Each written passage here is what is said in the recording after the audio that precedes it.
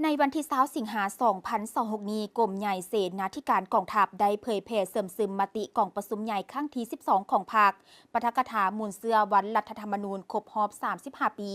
วันยึดอำนาจครบรอบ51ปี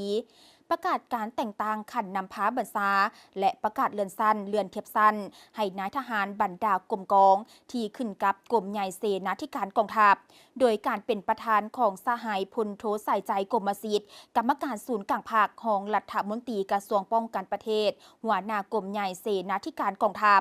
มีคณะพักกรมใหญ่คณะพักฮักฐานและคณะหน่วยพักทั่วกรมใหญ่เสนาธิการเข้าร่วม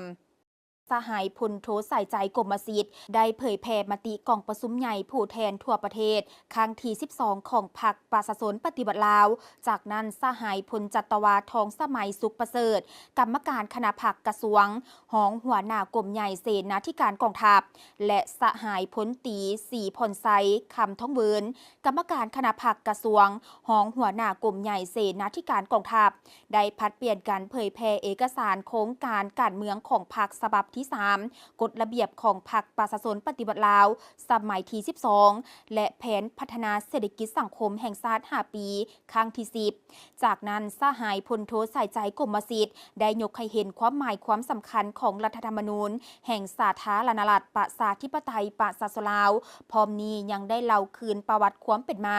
ของวันยึดอำนาจ23สิงหาตื่มอีกสหายพลจัตวาบัวคำสามวงศ์กรรมการคณะพรรคกรมใหญ่หัวหน้าห้องการเมืองกรมใหญ่เสนาธิการกองทัพได้ผ่านมติตกลงของคณะพรรคกรมใหญ่เสนาธิการกองทัพว่าด้วยการบ่งตัวแต่งตั้งสหายพันโทบุญคุณขุนบุราชหัวหน้าการเมืองเป็นเลขาคณะพรรคฮักฐานกองพัน224สหายพันโทขันทองพรหมผาวงศ์หองหัวหน้าการเมืองเป็นประธานกวดกาคณะพรรคฮักฐานกองพัน224และสหายพันโทสุทธเสนศรีประเสริฐหัวหน้าการทหารเป็นรองเลขาคณะพรรคฮักฐานหงเฮียน205ผ่านข้อตกลงของกระทรวงป้องกันประเทศว่าด้วยการแต่งตั้งสหายพันโทค้ำภายค้ำปัญญาเป็นหักษาการหัวหน้ากรมปืนใหญ่นาดินสหายพันโทคำอุยเมฆสวรรค์เป็นรองหัวหน้ากรมการทหารท้องถิ่นสหายพันโทสุทธเสนศรีประเสริฐเป็นหัวหน้าการทหารหงเฮียน205สหายพันตีโตนีศรีสมัครเป็นห้องหัวหน้าการทหาร066สหายพันโทขันตีเศรษฐาวันไซ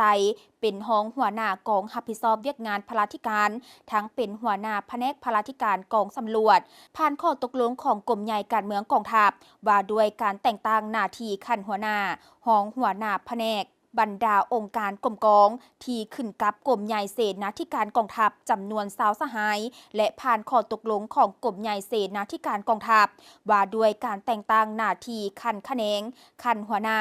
และหองหัวหน้ากองห้อยอยู่กรมใหญ่เสนาธิการกองทัพ30สหายพร้อมนั้นยังได้ประกาศเลื่อนสั้นเลื่อนเทียบสั้นให้นายทหารจากสั้นห้อยเอกขึ้นสั้นพันตี49สหายสั้นห้อยโทขึ้นสั้นห้อยเอก68สหายสั้นห้อยตีขึ้นสั้นห้อยโท29สหายและสั้นวาทีขึ้นสั้นห้อยตี11สหายโอกาสนี้สหายพลโทใส่ใจกรมศิษย์ได้เน้นหนักให้บรรดาสหายที่ได้รับหน้าที่ใหม่